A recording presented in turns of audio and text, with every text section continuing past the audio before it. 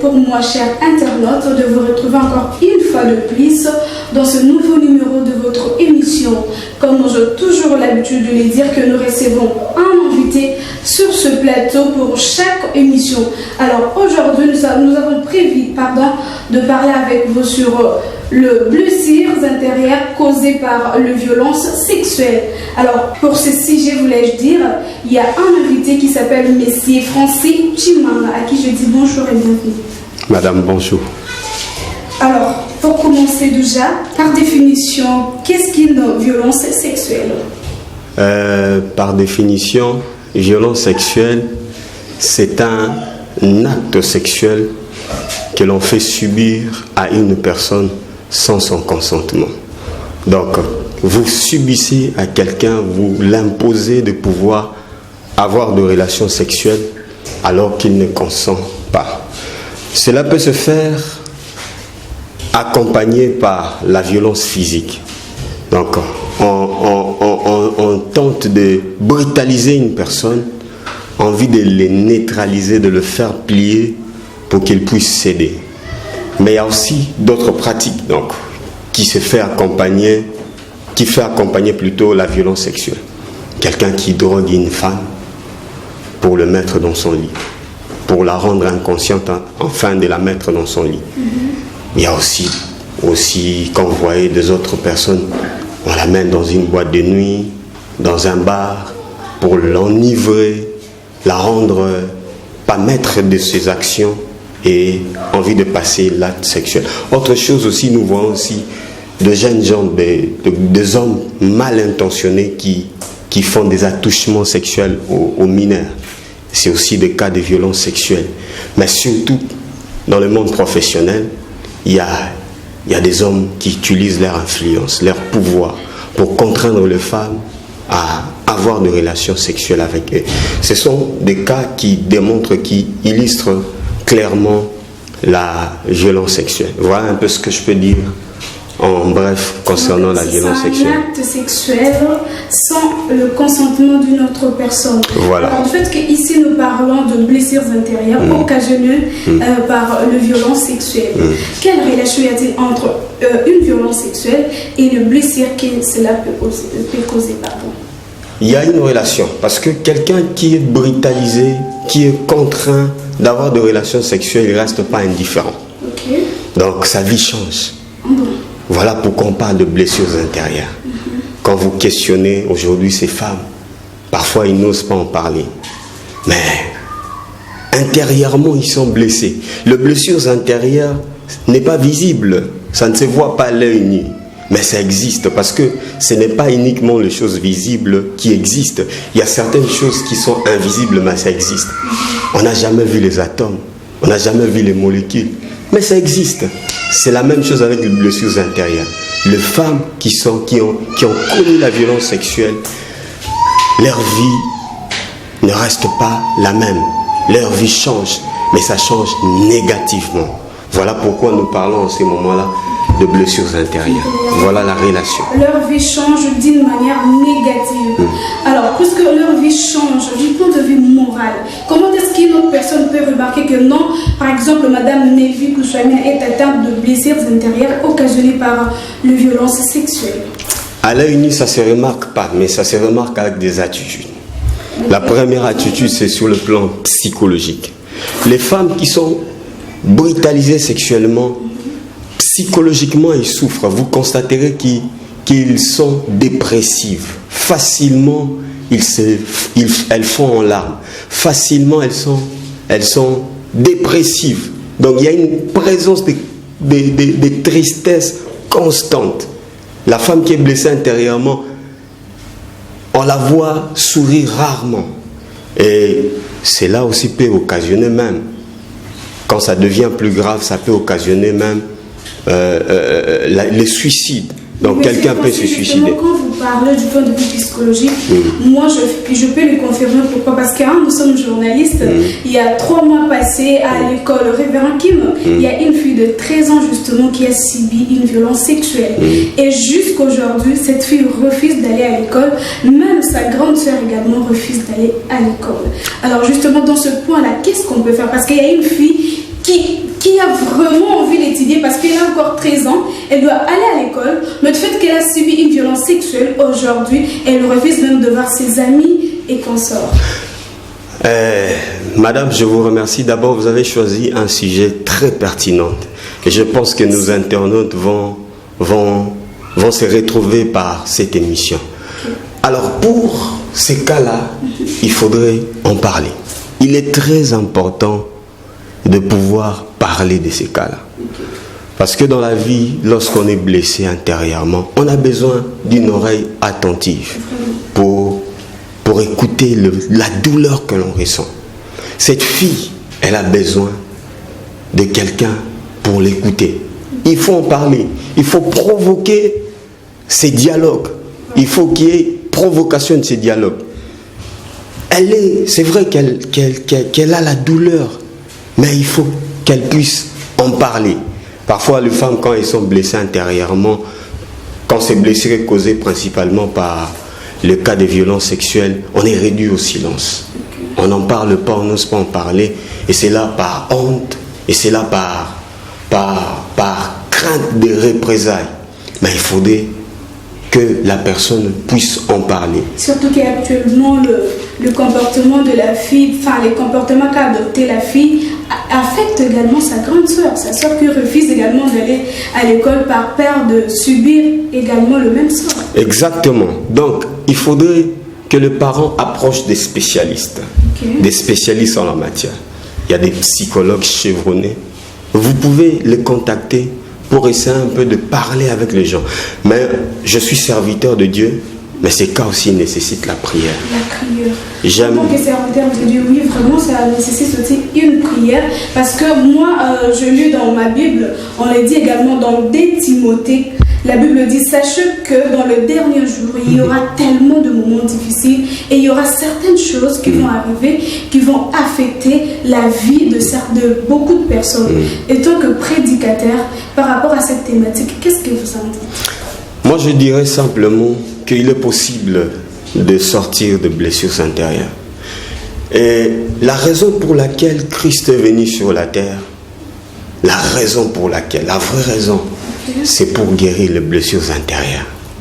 La Bible dit que l'Esprit du Seigneur est sur moi. Il m'a oint pour libérer les captifs. Les captifs, ce sont des gens qui sont blessés.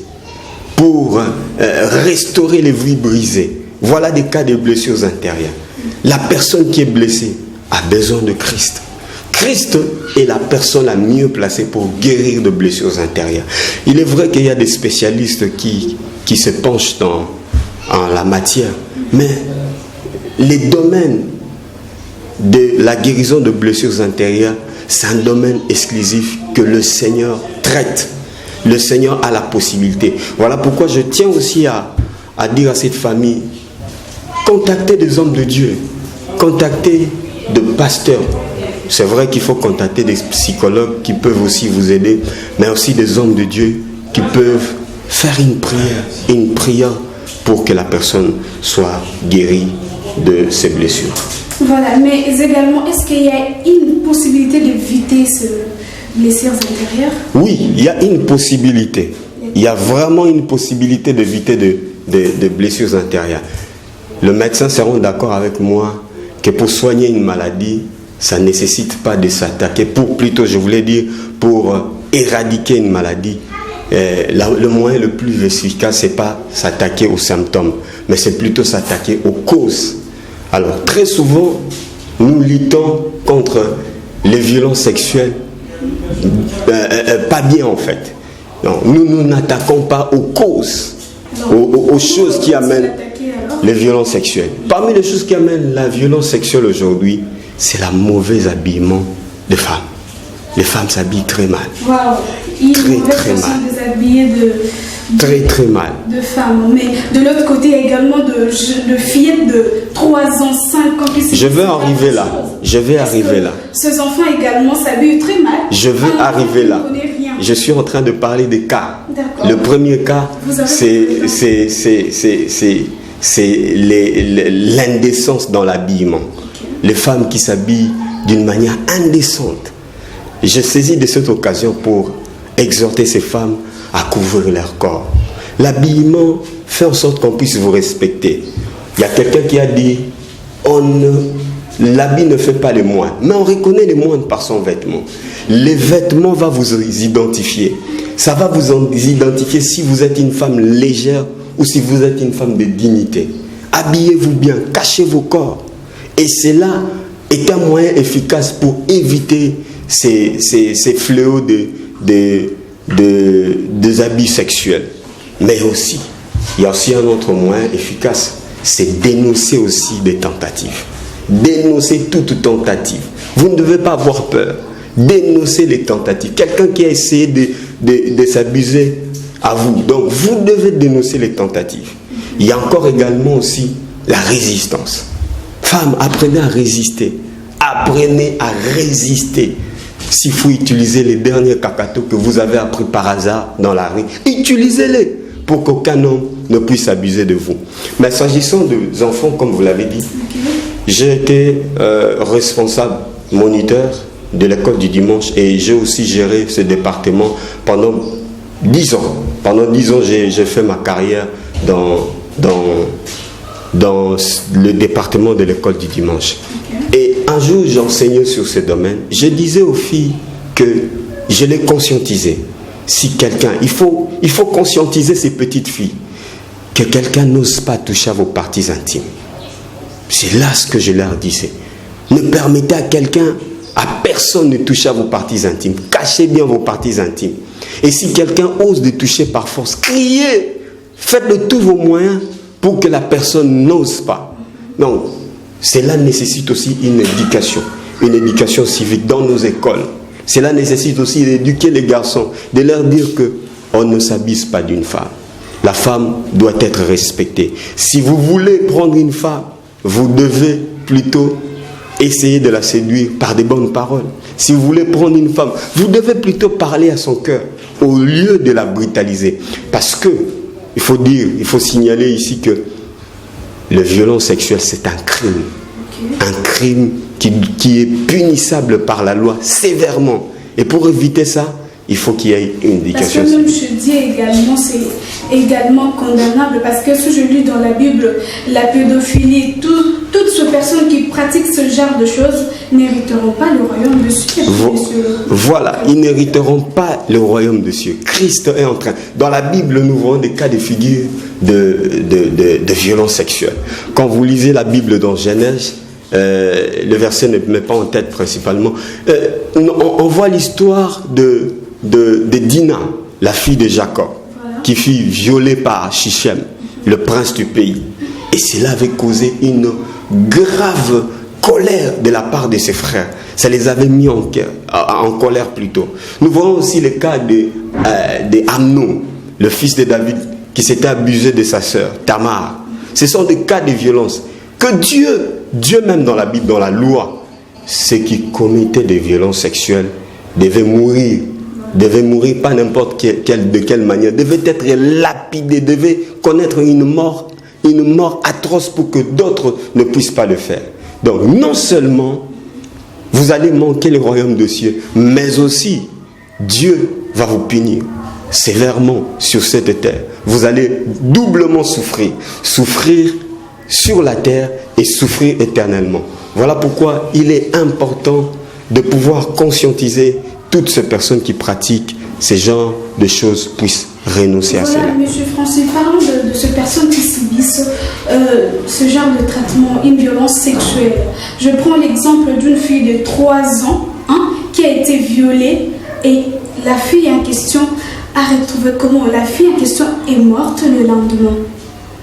Comment une personne, un responsable, peut vraiment violer une fille de 3 ans et demain, après-demain, la personne en question se dit, bon, parce que la personne en question, c'est un serviteur de Dieu. Il s'est dit, bon, je veux me repentir et tout. Est-ce que le Dieu, comme il est miséricordieux, il peut pardonner ce genre d'actes? Oui, mais Dieu est souverain. Dieu pardonne toujours.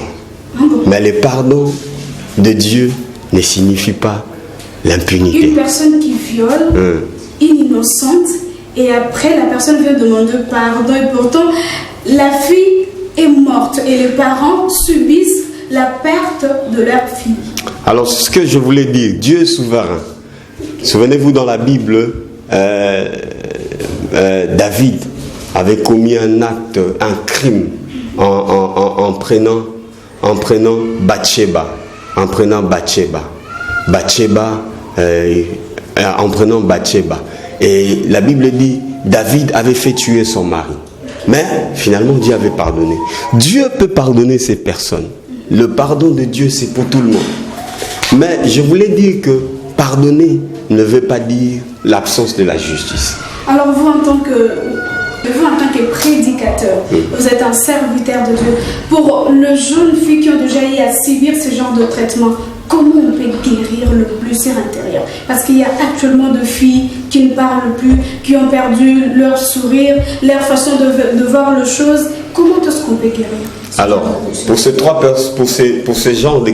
cette catégorie de personnes, je donne 3 conseils.